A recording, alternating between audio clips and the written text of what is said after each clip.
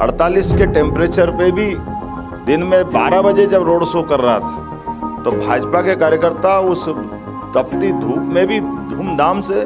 जनता के बीच में कल साथ में थे। चारों चरण में एक भी किसी भी पार्टी के साथ किसी प्रकार का परस्पर कोई मनमुटाव हो जाए ऐसा अवसर नहीं आया।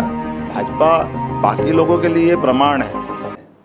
तो ये जो वर्तमान का चुनाव है, और मुझे इस बात की प्रसन्नता है कि हम सब कार्यकर्ता होने के नाते से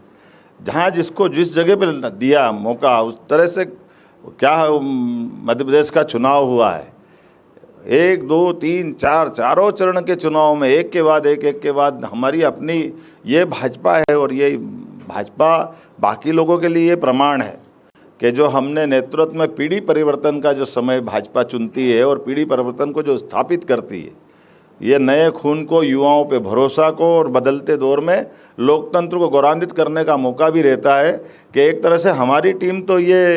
तुलनात्मक रूप से तीसरी पीढ़ी की आ गई, लेकिन कांग्रेस पहली पीढ़ी को नहीं छोड़ रही है। उसी प्रकार से जैसे बंदरिया अपने बच्चे को मरने के बाद भी नहीं छोड़ती, उनका अपना तरीका हो सकता है, लेकिन जीवंत तरह के चुनाव में आप जब तक अपनी जनता की भावनाओं को समझ करके जनता के सामने नहीं आओगे तो रिजल्ट नहीं आएगा। और इसीलिए पूरे देश का उदाहरण देखा हमने कि दोपहर 2 बजे, 12 बजे, 1 बजे, 45, 46, 47, यहाँ तक कि मैं 48 के टेम्परेचर पे भी दिन में 12 बजे जब रोड शो कर रहा था तो भाजपा के कार्यकर्ता उस तपती धूप में भी धूमधाम से जनता के बीच में कल साथ में थे। अमृतसर में भी 47-48 का टेम्परेचर हुआ है, लेकिन यहाँ से पूर्व से लेकर पश्चिम, उत्तर से लेकर दक्षिण तक हर जगह जिस प्रकार का माहौल दिखा है, मैं मान के चलता हूँ कि मोदी जी की सुनामी चल रही है।